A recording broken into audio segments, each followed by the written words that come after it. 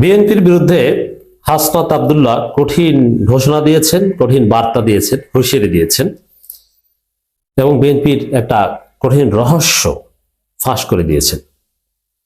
দর্শক, it's very alarming Hasnat যে রহস্য ফাঁস করে দিয়েছে বিএনপির। এবং এই গণভোট প্রশ্নেই জাতীয় নির্বাচনেও বিএনপি পরাজিত হবে। দেখেন, যখন একটা কথা আছে আমরা বলি মাঝে মাঝে যে মিসফরচুন নেভার কামস অ্যালন, বিপদ কখনো একা আসে না, বিপদ আসে চারদিক থেকে। বিএনপির বিপদ চারদিক থেকে আসছে, আমরা সেটাই দেখতে পাচ্ছি। এ কারণে পরাজিত হতে যত উপাদান লাগে সব তাদের সামনে হাজির হচ্ছে। কি কপাল খারাপ যে জাতীয় নির্বাচনের আগ মুহূর্তে জগন্নাথ বিশ্ববিদ্যালয়ের ছাত্র সংসদ নির্বাচনটা কেনই বা হলো, এত চেষ্টা করেছে, খালেদা জিয়ার মৃত্যু ঘোষণা করে কোনোভাবে ঠেকাতে পারলো না। পোলাপান এত বেয়াদব, ছাত্র সংসদ নির্বাচন আদায় করে ফেললো। এবং এটা যে বিএনপির জন্য কত বড় ধাক্কা, তারেক রহমানের কোনো ম্যাজিক কাজে আসলো না। তারেক রহমান বাংলাদেশে ভুয়া প্রমাণিত হলেন। এখন মানুষ বলছে বিএনপি ভুয়া, তারেক রহমান ভুয়া, ছাত্রদল ভুয়া, ধানের শীষ ভুয়া, ছাত্রদল ধৈঞ্চা, তারেক রহমানের থিওরি ধৈঞ্চা। মানে এগুলো কাজ হয় না। ধৈঞ্চা এটা কোনো গালি না, এটা আমি বলি, এই শব্দটা আমি প্রায় বলি, এর রহস্য এবং তাৎপর্য আছে, এটা বুঝে শুনে আমি সচেতন ভাবেই বলি। ধৈঞ্চা মানে হচ্ছে ফুসা, মানে এটা কোনো গুরুত্ব নেই, এটা দিয়ে কিচ্ছু হয় না, এটা একটা গাছ, অপদার্থ বলে না, যেমন আমড়া গাছের ঢেকি, ঢেকি লাগে অনেক শক্ত গাছের, আর আমড়া গাছ হচ্ছে নরম। ওইরকম আমড়া গাছ যেরকম অপদার্থের একটা প্রতীক, ওই ধৈঞ্চা ওটা অপদার্থ বলার আরেকটা নতুন শব্দ। এটা আমি আমড়া গাছ না বলে ধৈঞ্চা কেন বলি, এটা জেনজির কাছে পরিচিত। এবং ঢাকা বিশ্ববিদ্যালয়ে স্টুডেন্ট পলিটিক্সে যারা ঢাকা বিশ্ববিদ্যালয়ে পড়েছেন তারা এটা জানেন। এই অপদার্থ বোঝাতে ধৈঞ্চা শব্দটা ব্যবহৃত হয়। এটা কোনো গালি নয়, এটা একটা স্মার্ট প্রবাদ, সাথে don't take it negatively, whatever. দর্শক, এই জায়গায় এটা তো আছেই। আবার তারপরও যদি এই যে ফ্যামিলি কার্ড নিয়ে ইশতেহার দিয়ে আরেক বেকায়দায় পড়েছেন যে ফ্যামিলি কার্ড থিওরি তারেক রহমানের, এটা তারেক রহমান লেজি গুবরে মাখিয়ে ফেলেছে, যে এটা যে অবাস্তব, ওই ফ্যামিলি কার্ডের প্রচারণা ওটা যে ভুয়া, ওই রকম কোন ফ্যামিলি কার্ড যে বাংলাদেশে বাস্তবায়ন করা সম্ভব নয়। এত টাকা যে বাংলাদেশে নেই, তাহলে যে বাংলাদেশের বাজেটের কোনো একটা অংশ বাদ দিতে হবে, প্রায় 6% বাজেট লাগবে ফ্যামিলি কার্ডে। আর ওইটা 6% বাজেট দিয়ে যদি ফ্যামিলি কার্ড, কৃষি কার্ড এগুলো করে, তাহলে বাংলাদেশ হবে একটা বেকারদের কারখানা। তরুণ প্রজন্মকে বেকার বানিয়ে ঘরে ফেলে রাখার একটা কৌশল নিচ্ছে বিএনপি। ফ্যামিলি কার্ড থিওরিও কিন্তু ধরা খেয়েছে। তা কিচ্ছু নেই, বিএনপির 31 দফাটা আগেই মারা খেয়েছে। জুলাই সনদের মাধ্যমে 31 দফা কবর রচিত হয়েছে। কারণ কি, 31 দফার যৌক্তিক দফাগুলো জুলাই সনদে আছে। অতএব যেটা অলরেডি আছে, যেটা আদেশ জারি হয়েছে, যেটার উপর গণভোট হবে, সেখানে বিএনপির কাজটা কি? আবার যে 31 দফায় 5 আগস্ট নেই, সে 31 দফা এদেশে চলে না। 31 দফাও নাই, ফ্যামিলি কার্ড একটা নিয়ে এসেছিল ওটাও নাই। তো বিএনপির আছেটা কি? কিছুই তো নাই। আবার আছে চাঁদাবাজ 10% আর খাম্বা, এছাড়া তো কিছু নেই। তো সেই জায়গায় আরেকটা ওই মরার উপর খারার ঘা, কাটা ঘায়ে নুনের সিটা, যে গণভোটে বিএনপি না ভোটের পক্ষে, এইটা ফাঁস হয়ে গেছে। আর এখানে গণভোটে না ভোটের পক্ষে মানে এটা ভারতের পক্ষে। এটা ফাঁস হয়ে যাওয়ায় বিএনপির পরাজয় আরো সহজ হবে। জামাত এনসিপি বড় ইনস্ট্রুমেন্ট পেল বিএনপির বিরুদ্ধে প্রচারণা চালাতে। এরা তো না ভোটের পক্ষে, আর গণভোটকে এরা ধামাচাপা দিতে চায়, গণভোটকে আলোচনার বাইরে, দৃশ্যপটের বাইরে ফেলে দিতে চায়। তো দর্শক, গণভোট প্রশ্নে ভারতের পক্ষে অবস্থান নিয়েছে একটি দল, হাসনাত।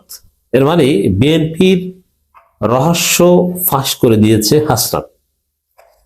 গণভোট প্রশ্নে বিএনপি ভারতের পক্ষে অবস্থান নিয়েছে। আমি এটাই বলেছি যে তারেক রহমান ভারতের সাথে যে চুক্তি করে বাংলাদেশে এসেছে, তার একটা দিক হচ্ছে রেসিপ্রসিটি আছে না, যে তারেক তুমি আমাকে এটা দাও, আমি তোমাকে ওইটা দেবো।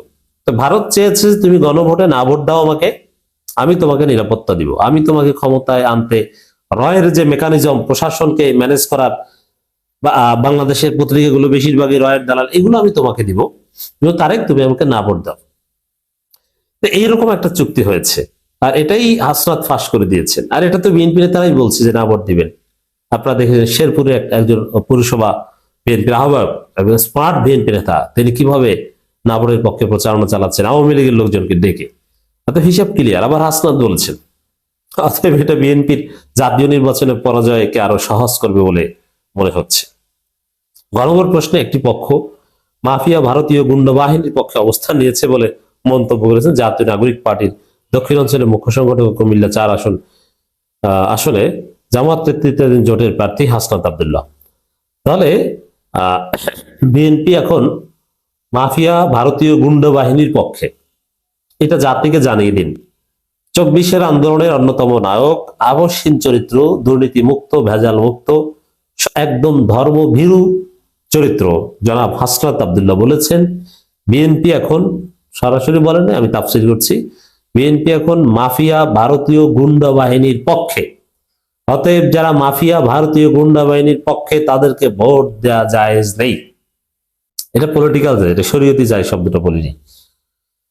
কুমিল্লার দেবিদ্বার উপজেলা ফতেহাবাদ দক্ষিণ সরকারি প্রাথমিক বিদ্যালয় মাঠে নির্বাচনী পদযাত্রায় তিনি এসব কথা বলেন।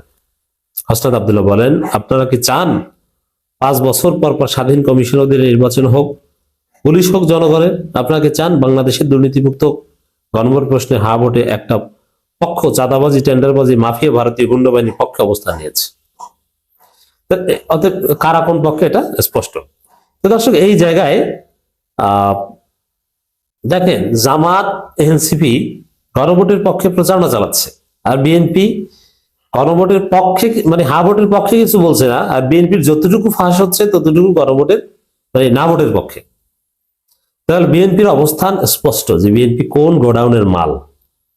তারেক রহমান পারলে বলুক না গণভোটে হা ভোট দিবেন, পারলে বলুক, আমি চ্যালেঞ্জ দিচ্ছি। এই যে উত্তরাঞ্চল সফর শুরু হয়েছে, পারলে বলুক, বললে আমি একটা ধন্যবাদ দিব, কিন্তু এটা বলতে পারবেন না। ভারতের সাথে চুক্তি হয়ে গেছে যে না ভোটের পক্ষে, আর উপরে বলতে পারে বাধ্য হয়ে, গালাগালি বেশি করলে সবাই মিলে। কিন্তু বাস্তবে আপনি যদি বিএনপি তার স্ত্রী হয়ে থাকেন, আমার আলোচনা শুনেন, আমি পরিচয় দিব না, এরকম অনেকে আছেন। গুলশানে একজনের সাথে আমার পরিচয় আছে, স্বামী বিএনপির অতি গুরুত্বপূর্ণ নেতা, স্ত্রী জামাতের রোকন প্রার্থী। এই টাইপের যারা আছেন তারা একটু আপনার স্বামীকে ঘুমাতে যাওয়ার আগে যে একটু গল্প খুনসুটি হয়, তখন জিজ্ঞেস করবেন গণভোটে তোমরা কোন পক্ষে, তখন বুঝবেন যে কোন পক্ষে আছে। না এখন তো এটা একসময় ছিল না যে বিএনপি পরিবারে জামাত, ইট ওয়াজ ভেরি রেয়ার, কিন্তু ছিল। আওয়ামী লীগ পরিবারও ছিল। সাবেক অ্যাটর্নি জেনারেলের ছেলে, যিনি জামাতে ফাঁসির অন্যতম হোতা ছিলেন, তার এক ছেলে শিবির করত, এবং ঢাকা বিশ্ববিদ্যালয়ের এক সাবেক ভাইস চ্যান্সেলর হাসিনা অত্যন্ত প্রিয়, তার এক ছেলে শিবির করত, সাবেক এক প্রধান বিচারপতির ছেলে শিবির করত, এরকম প্রো আওয়ামী লীগ এরকম আছে। কিন্তু এখন এটা ঘরে ঘরে যে বিএনপি নেতার ঘরে জামাত, বিএনপি নেতার স্ত্রী জামাত, সন্তান শিবির, অভাব নেই। আপনারা জিজ্ঞেস করে দেখেন। অতএব দর্শক, হিসাব ক্লিয়ার, বিএনপি ভারতীয় গুন্ডা বাহিনীর পক্ষে অবস্থান নিয়েছে। এই রহস্য হাসনাত ফাঁস করে দিয়েছে।